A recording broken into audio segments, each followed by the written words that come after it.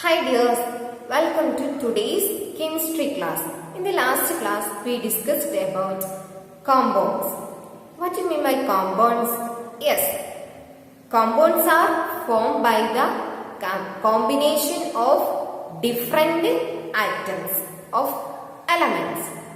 Then we know that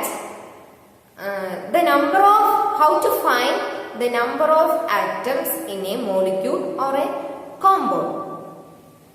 Today we are going to take a new topic named chemical equations. Can you guess what is chemical equations? Yes, equations എന്ന് പറഞ്ഞാൽ എന്താണ് നമുക്കറിയാം. Mathematics നിങ്ങൾ കേട്ടിട്ടുണ്ടാവും അല്ലേ? നമ്മൾ ഒരു ഈക്വൽ അങ്ങനെയൊക്കെ വരുന്ന ഒരു പാർട്ടാണ് അല്ലേ ഇക്വേഷൻ എന്ന് പറഞ്ഞാൽ. അപ്പോൾ കെമിസ്ട്രിയിലെ ഇക്വേഷൻസ് എന്താണെന്ന് നമുക്ക് നോക്കാം. അതിനായിട്ട് ഫസ്റ്റ് എന്താണ് കെമിക്കൽ റിയാക്ഷൻ? ആറ്റങ്ങൾ കമ്പൈൻ ചെയ്ത് ആറ്റങ്ങൾ കമ്പൈൻ ചെയ്തിട്ട് സബ്സ്റ്റൻസുകൾ കമ്പൈൻ ചെയ്തിട്ട് പുതിയൊരു സബ്സ്റ്റൻസ് ആയിട്ട് മാറുന്നു അല്ലെ. ഒന്നോ രണ്ടിലധികമോ ഒക്കെ ആറ്റംസ് കമ്പൈൻ ചെയ്തിട്ട് എന്ത് ചെയ്യുന്നു, പുതിയൊരു കോമ്പൗണ്ട് എന്ത് ഉണ്ടാകുന്നു. ആ ഒരു പ്രോസസ്സാണ് എന്ത് കെമിക്കൽ റിയാക്ഷൻ എന്ന് പറയുന്നത് അല്ലെ. അപ്പൊ ഈ കെമിക്കൽ റിയാക്ഷന്റെ ഇക്വേഷൻസ് ആണ് നമ്മൾ ഇന്ന് ഡിസ്കസ് ചെയ്യാൻ പോകുന്നത്. See what is the symbol of zinc? ഞാൻ നിങ്ങളെ കൊണ്ട് അന്ന് പീരിയോഡിക് ടേബിളില് സിങ്കിനൊക്കെ കണ്ടുപിടിക്കാൻ പറഞ്ഞിട്ടുണ്ടായിരുന്നു. What is the symbol of zinc? Yes, Zn is the symbol of zinc. Then hydrochloric acid കേട്ടിട്ടുണ്ടോ? ഹൈഡ്രോക്ലോറിക് ആസിഡിൽ എന്തൊക്കെയാണ്? Hydro means hydrogen, chloric means chlorine. So the chemical formula of hydrochloric acid is HCl. What is the chemical formula of sulfuric acid? Yes, H2SO4.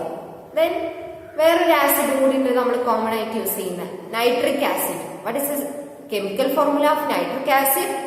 HNO3. Here, what is the symbol of zinc? Zn. And what is the formula of hydrochloric acid? HCl. See, when zinc combined with HCl, we get zinc chloride and hydrogen gas. Okay. Here, zinc and HCl is called reactants and zinc chloride and hydrogen gas is called product. Then what is reactants and product? Yes, taking part in a chemical reaction are called reactant. ഒരു chemical റിയാക്ഷനിൽ പങ്കെടുക്കുന്ന സബ്സ്റ്റൻസിനെ നമ്മൾ reactance എന്നും ഇതിന്റെ ഫലമായിട്ട് നമുക്ക് കിട്ടുന്ന സബ്സ്റ്റൻസിനെ നമ്മൾ product എന്ന് പറയുന്നു. പ്രോഡക്റ്റ് എന്ന് പറഞ്ഞാൽ എന്താണ്? നമുക്കറിയാം അല്ലെ, ഒരു എന്തെങ്കിലും നമ്മൾ ഉണ്ടാക്കി കഴിഞ്ഞാൽ അതിന്റെ ഫൈനൽ റിസൾട്ട് ആണ് പ്രോഡക്റ്റ്. അതുപോലെ തന്നെയാണ് ഇവിടെ റിയാക്റ്റൻസ് എന്ന് പറഞ്ഞാൽ അത് കമ്പൈൻ ചെയ്യുന്ന എന്ത് കമ്പൈൻ ചെയ്തിട്ടാണോ ഈ പ്രോഡക്റ്റ് ഉണ്ടായിട്ടുള്ളത് ആ കമ്പൈനിങ് സബ്സ്റ്റൻസിനെയാണ് നമ്മൾ റിയാക്റ്റൻസ് എന്ന് പറയുന്നത്. അപ്പൊ മനസ്സിലായോ? സിങ്ക് HClയുമായി കമ്പൈൻ ചെയ്ത് സിങ്ക് ക്ലോറൈഡും ഹൈഡ്രജൻ ഗ്യാസും ഉണ്ടാകുമ്പോൾ ഇവിടെ സിങ്കും HClയും റിയാക്റ്റൻസും സിങ്ക് ക്ലോറൈഡും ഹൈഡ്രജൻ ഗ്യാസ് പ്രോഡക്ട്സും ആണ് നമുക്ക് കിട്ടുന്നത്. അപ്പൊ നമുക്ക് അതവിടെ ഫിൽ ചെയ്യാണ്ട് which are the reactants in zinc combined with HCl. അപ്പൊ എന്ത് ചെയ്തു? Reactance zinc and HCl. What are the product? Zinc chloride and H2 gas, hydrogen gas. zinc HClയുമായി കമ്പൈൻ ചെയ്യുന്ന ഈ റിയാക്ഷനെ നമുക്ക് ഒരു ഇക്വേഷൻ രൂപത്തിൽ എഴുതാൻ കഴിയും. അതായത് ഈ റിയാക്റ്റൻസിനെയും പ്രോഡക്ട്സിന്റെയും അതിന്റെ സിംബൽസ് യൂസ് ചെയ്തിട്ട്. എക്സാമ്പിൾ, ഇപ്പോ സിങ്കിന്റെ സിംബൽ എന്താണ്? Zn അല്ലേ. ദെൻ HClന്റെ ഹൈഡ്രോക്ലോറിക് ആസിഡിന്റെ HCl. അപ്പൊ നമുക്ക് കിട്ടുന്നത് ഗീസ് എന്നാണ് പറയാം. ഈ അയണിനെ നമ്മൾ ഗീസ് എന്നാണ് പറയാം. ഓക്കെ, അപ്പൊ എന്താ കിട്ടുന്നത്? സിങ്ക് ക്ലോറൈഡും അതുപോലെ തന്നെ hydrogen gas. Okay, hydrogen gas. അപ്പോ ഇത് നമ്മൾ എങ്ങനെ വായിക്കും? Zn plus HCl gives ZnCl2 plus H2.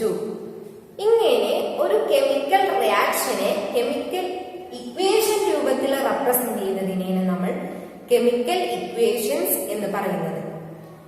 Okay, റിയാക്ഷൻസും പ്രോഡക്ട്സിനെയും ഒരു ഇക്വേഷൻ രൂപത്തിൽ റെപ്രസെന്റ് ചെയ്യുന്നതിനെ നമ്മൾ കെമിക്കൽ ഇക്വേഷൻസ് എന്ന് പറയുന്നു. ഇത് സിമ്പിൾസ് ആണ് നമ്മൾ യൂസ് ചെയ്യുക. ആൻഡ് റിയാക്ഷൻസിന്റെയും പ്രോഡക്ട്സിന്റെയും ഇടയിൽ ഒരു ആരോ ഉണ്ടാവും. ആ ആരോ വായിക്കുന്നത് ഗീവ്സ് എന്നാണ്. ബേസിൽ ഒരു ടേബിൾ ഫിൽ ചെയ്യാണ്ട് ഒന്നുമില്ല, സിമ്പിൾ ആണ്. Atoms zinc, hydrogen and chlorine. The number of atoms in the reactant side and product side. നോക്കൂ, സിങ്ക് എന്ന ആറ്റം റിയാക്ടൻസിന്റെ സൈഡ് ഏതാണ്? യെസ്, ഇതാണ് അല്ലേ റിയാക്ടൻസ്. ഇതാണ് പ്രോഡക്ട്സ്. പ്രോഡക്ട്സിന്റെ സൈഡിലും റിയാക്ഷൻസിന്റെ സൈഡിലും നോക്കാം. അപ്പൊ റിയാക്ഷൻസിന്റെ സൈഡിൽ എത്ര സിങ്ക് ഉണ്ട്? യെസ്, 1.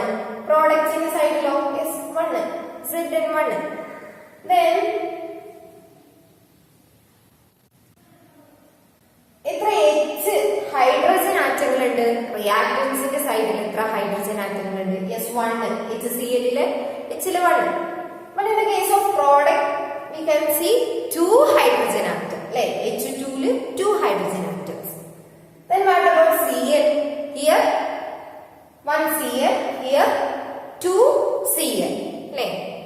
അപ്പൊ ഒരു കെമിക്കൽ ഇക്വേഷൻ എഴുതുന്ന സമയത്ത് റിയാക്ടന്റിന്റെ സൈഡിലെയും പ്രോഡക്റ്റിന്റെ സൈഡിലെയും സെയിം ആറ്റങ്ങൾ തമ്മിൽ ഈക്വൽ ആവണം.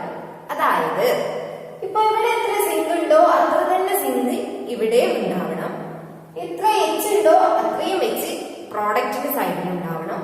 റിയാക്ടറിന്റെ സൈഡിൽ എത്ര Cl ഉണ്ടോ അത്ര തന്നെ ഇവിടെയും ഉണ്ടാവണം. സിങ്കിന്റെ കേസ് ഓക്കെ ആണ്, പക്ഷേ ഹൈഡ്രജന്റെ കേസ് ഓക്കെ ഇല്ല, Cl-ന്റെ കേസും ഓക്കെ ഇല്ല, അല്ലേ? നോക്ക്, എന്താണ് ഇവിടെ ഒരു ഹൈഡ്രജൻ ആറ്റം, ഇവിടെ 2 ഉണ്ട്. അങ്ങനെ വരാൻ പാടില്ല. 2 സൈഡിലും 2 വേണം. അതുപോലെ തന്നെ ഇവിടെ ഒരു ക്ലോറിൻ ആറ്റം, ഇവിടെ 2 ക്ലോറിൻ ആറ്റം, അങ്ങനെ വരാൻ പാടില്ല. എന്താണ്? 2 സൈഡിലും ഈക്വൽ നമ്പർ ഓഫ് ആറ്റംസ് ആണ്. സെയിം ആറ്റംസ് എപ്പോഴും 2 സൈഡിലും ഈക്വൽ ആയിരിക്കണം. അപ്പൊ നമ്മൾ എന്ത് ചെയ്യണം? ഇതിനെ നമ്മൾ ഈക്വൽ ആക്കി കൊടുക്കണം. ഇതിനെ നമ്മൾ എന്ത് ചെയ്യണം? റീറൈറ്റ് ചെയ്യണം, ഒന്നുകൂടി മാറ്റി എഴുതണം. എങ്ങനെയാണ് ഇവിടെ 2 ക്ലോറിനും 2 ഹൈഡ്രജനും കിട്ടണം എന്നുണ്ടെങ്കിൽ നമ്മൾ റിയാക്ടറിന്റെ സൈഡിൽ എന്ത് മാറ്റാണ് വരുത്തേണ്ടത്? എന്ത് മാറ്റാണ് വരുത്തേണ്ടത്? മിസ് ചെയ്യുന്നത് നോക്കൂട്ടോ. മിസ് ഇവിടെ ഒരു 2 ഇട്ട് കൊടുത്തു. അപ്പൊ ഇവിടെ എത്ര ഹൈഡ്രജൻ ആറ്റംസ് ആയി? യെസ്, 2. Then എത്ര ക്ലോറിൻ ആറ്റം? 2, അല്ലേ? അപ്പൊ സിങ്കിന്റെ കാര്യം ഓക്കെ ആയി.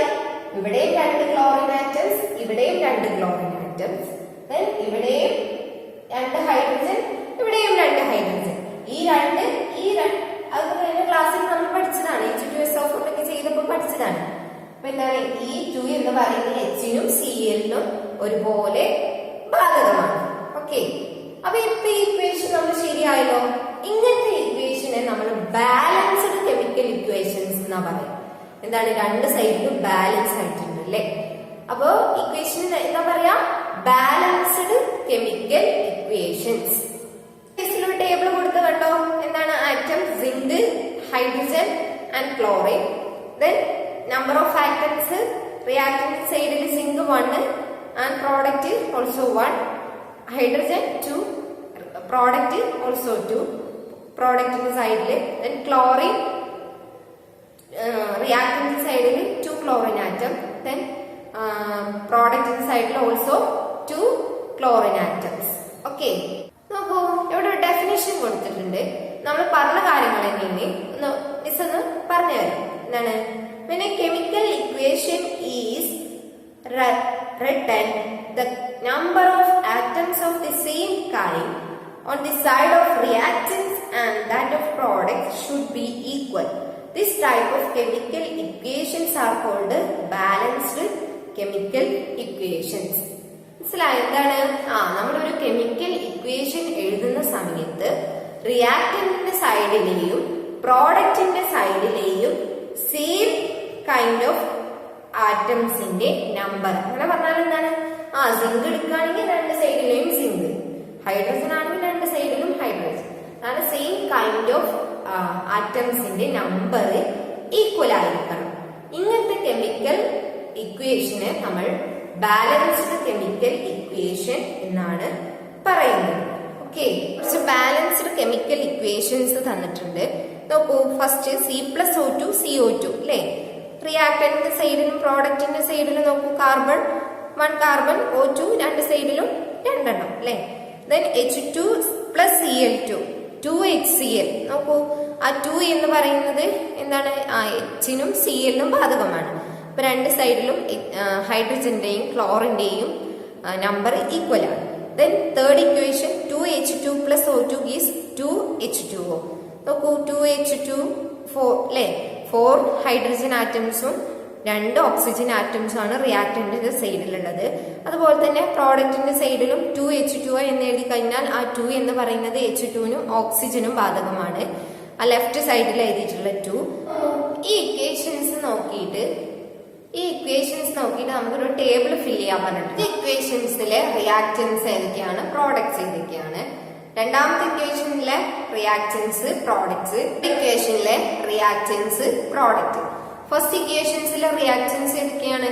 Yes, carbon oxygen. പ്രോഡക്റ്റ് ഏതാണ്? Carbon dioxide. Then second കോളത്തിലെ രണ്ടാമത്തെ ഇക്വേഷൻ നോക്കൂ, അതിലെ റിയാക്ടൻസ് ഏതൊക്കെയാണ്? Hydrogen chlorine. പ്രോഡക്റ്റ് എന്താണ്? Hydrogen chloride.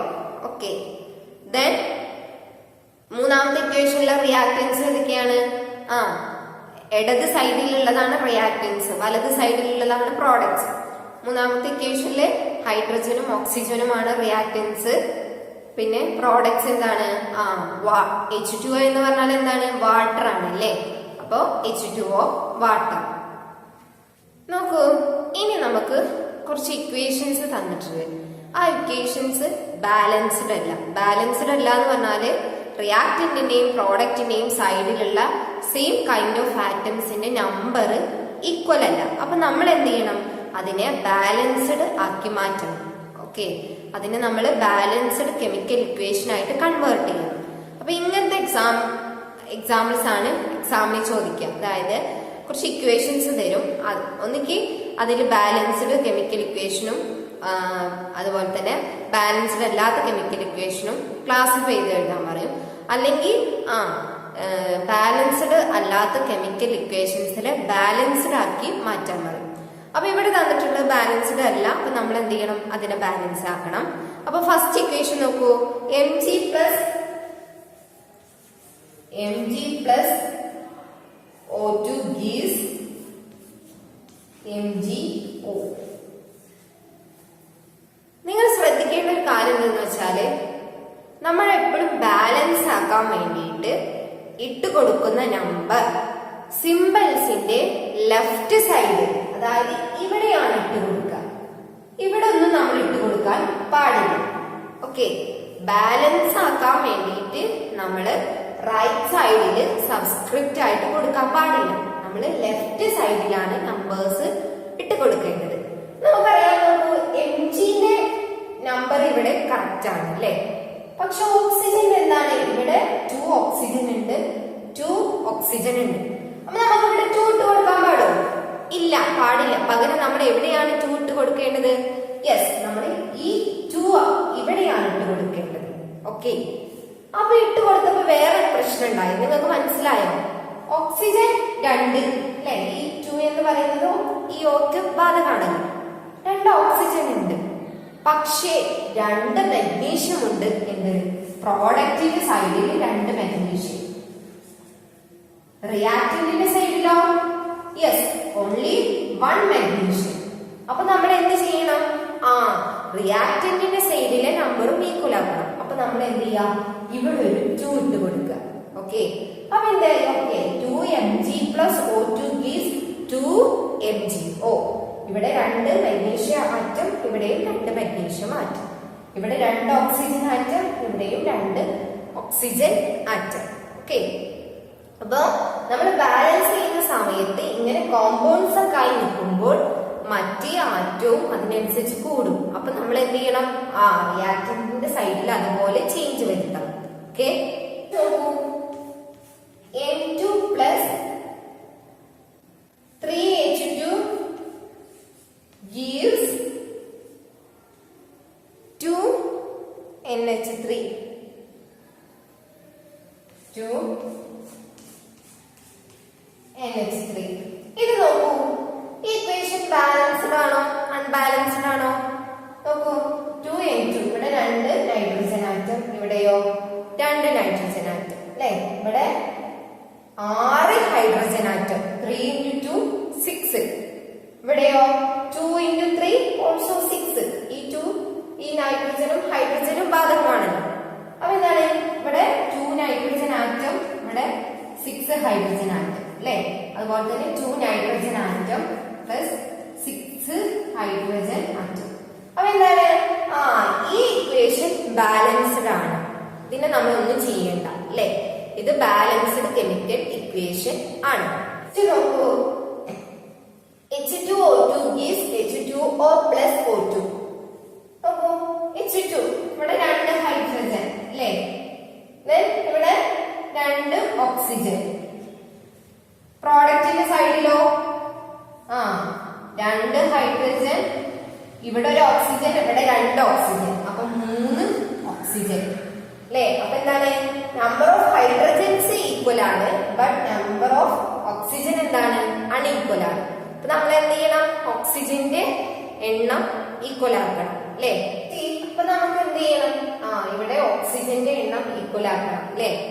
അപ്പൊ ഓക്സിജന്റെ എണ്ണം ഈക്വൽ ആക്കാൻ വേണ്ടിയിട്ട് ഇപ്പോ ഞാനിവിടെ ഒരു 2 ഇട്ട് കൊടുത്തു വിചാരിക്കും. ഓക്കെ, 2 ഇട്ട് കൊടുത്തു കഴിഞ്ഞാൽ എന്താ സംഭവിക്കുക?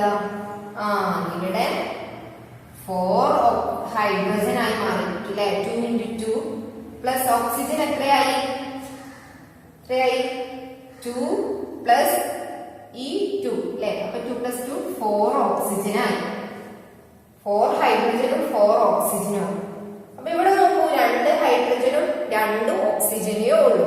അപ്പൊ പ്രോഡക്റ്റിന്റെ സൈഡിൽ എത്രയുണ്ടോ അത്ര തന്നെ റിയാക്ടന്റിന്റെ സൈഡിലും ഉണ്ടാവണം അല്ലെ? അപ്പൊ ഞാൻ എന്ത് ചെയ്തു? വീണ്ടും നമുക്ക് ഹൈഡ്രജന്റെ ഓക്സിജന്റെ എണ്ണം റിയാക്ടൻസിന്റെ സൈഡിൽ ഈക്വൽ ആക്കണം. ഇവിടെ ഒരു 2 ഇട്ട് കൊടുത്തു എന്ന് വിചാരിക്കാം. അപ്പൊ എന്താ സംഭവിച്ചത്? നോക്കൂ, 2H2, അപ്പൊ 4 ഹൈഡ്രജൻ, 2O2, ഈ 2 ഇതിനും ബാധകം ഇതിനും ബാധകം, 4 ഓക്സിജൻ. ഓക്കെ, മനസ്സിലായോ? അപ്പൊ റെഡി ആയല്ലോ. 4 ഹൈഡ്രജൻ 4 ഓക്സിജൻ, ഇവിടെ 4 ഹൈഡ്രജൻ, ഈ 2 ഓക്സിജൻ പ്ലസ് 2 ഓക്സിജൻ 4 ഓക്സിജൻ. അപ്പൊ എന്ത് ചെയ്യണം? ഇത് നന്നായിട്ട് നമ്മൾ ആലോചിച്ചിട്ട് ചെയ്യണം. ആലോചിച്ച് ചെയ്തിട്ട് അപ്പൊ എന്ത് ചെയ്യും? അതിനനുസരിച്ച് റിയാക്ടന്റിന്റെ സൈഡിൽ മാറ്റം വരും, അല്ലെങ്കിൽ നമ്മൾ ഇവിടെ മാറ്റം വരുത്തുമ്പോൾ ഇവിടെ മാറ്റം വരും. അപ്പൊ അതിനനുസരിച്ച് നമ്മൾ മാറ്റം വരുത്തിയിട്ട് വേണം ചെയ്യാൻ. അപ്പൊ ഇവിടെ കുറച്ച് കെമിക്കൽ ഇക്വേഷൻസ് തന്നിട്ടുണ്ട്. ഈ ഇക്വേഷൻസിൽ നിന്ന് എന്ത് ചെയ്യണം? ചിലത് ബാലൻസ്ഡ് ആയിട്ടുള്ള ഇക്വേഷൻ ആണ്, ചിലത് ബാലൻസ്ഡ് അല്ല. അപ്പൊ ബാലൻസ്ഡ് ആയതിനെ നിങ്ങൾ ഏതൊക്കെയാണ് ബാലൻസ്ഡ് എന്ന് എഴുതണം. എന്നിട്ട് ബാലൻസ്ഡ് അല്ലാത്ത കെമിക്കൽ ഇക്വേഷൻസിനെ ബാലൻസ് ആക്കിയിട്ട് എഴുതണം. ക്വസ്റ്റ്യൻ മനസ്സിലായല്ലോ? Some chemical equations are given. അതില് ഒന്നാമത്തെ question, which of these are balanced chemical equation? B question, balance those equation which are not balanced. Balanced അല്ലാത്ത equationsനെ balance ചെയ്യുക. Analyze the chemical equation given for the reaction between nitrogen and hydrogen to give ammonia. നൈട്രജനും ഹൈഡ്രജനും combine ചെയ്ത് ammonia ഉണ്ടാകുന്ന equation നമുക്ക് തന്നിട്ടുണ്ട്. അതിന്റെ ബേസിൽ നമുക്ക് 4 questions ആണ് ചോദിക്കുന്നത്. ഒന്ന്, what are the reactants and products in the reaction? ഈ റിയാക്ടൻസിലെ റിയാക്ടൻസും പ്രോഡക്ട്സും ഏതാണ്? എന്താണ്? ലെഫ്റ്റ് സൈഡിലുള്ളതാണ് റിയാക്ടൻസ്, റൈറ്റ് സൈഡിലുള്ളത് products. Okay, then find the total number of molecules and atoms of the reactants. Reactant സൈഡില് എത്ര മോളിക്യൂൾസ് എത്ര ആറ്റംസ് ഉണ്ടെന്ന് കണ്ടെത്തുക. അപ്പൊ നൈട്രജൻ ആണെങ്കിൽ നൈട്രജന്റെ എത്ര മോളിക്യൂള്, ഹൈഡ്രജൻ ആണെങ്കിൽ ഹൈഡ്രജന്റെ എത്ര molecule, then total number of atoms റിയാക്ടൻസിന്റെ സൈഡിൽ. പ്രോഡക്റ്റിന്റെ സൈഡിലും how many molecules and atoms of the product. പ്രോഡക്റ്റിന്റെ എത്ര മോളിക്യൂൾസിന്റെ എത്ര ആറ്റംസ് ഉണ്ട്. Then what is the relation between the number of atoms of the reactants and products? റിയാക്റ്റൻസും പ്രോഡക്ട്സും തമ്മിലുള്ള നമ്പർ ഓഫ് ആറ്റംസിന്റെ റിലേഷൻ എന്താണെന്ന്, അതായത് The number of atoms of the reactants and products are equal. റിയാക്റ്റൻറ്റിൻ്റെ സൈഡിലും പ്രോഡക്റ്റിൻ്റെ സൈഡിലുമുള്ള നമ്പർ ഓഫ് ആറ്റംസ് ഈക്വൽ ആണ്. നൈട്രജൻ്റെയും ഹൈഡ്രജൻ്റെയും numbers equal ആണ്. ഈ രണ്ട് ക്വസ്റ്റ്യൻസിന്റെയും answer നിങ്ങൾ നോട്ടിൽ എഴുതണം. ആദ്യം ഇന്നത്തെ പോർഷന്റെ നോട്ട് എഴുതുക, ദെൻ ഇന്നത്തെ ഹോംവർക്ക് ചെയ്യുക. ഡൗട്ട് ഉണ്ടെങ്കിൽ മിസ്സിനോട് ചോദിക്കുക. സോ ഇതോടുകൂടി നമ്മുടെ സെക്കൻഡ് ചാപ്റ്റർ കംപ്ലീറ്റ് ആയിട്ടുണ്ട്. ബേസിക് കോൺസ്റ്റിറ്റ്യൂവൻസ് ഓഫ് മാറ്റർ എന്ന സെക്കൻഡ് ചാപ്റ്റർ ഇവിടെ കംപ്ലീറ്റ് ആവുകയാണ്. അപ്പൊ ഇന്നത്തെ ക്ലാസ് ഇവിടെ വൈൻഡപ്പ് ചെയ്യാണ്. ഡൗട്ട്സ് ഉണ്ടെങ്കിൽ മിസ്സിനോട് വാട്സപ്പിൽ ചോദിക്കുക. Okay, thank you.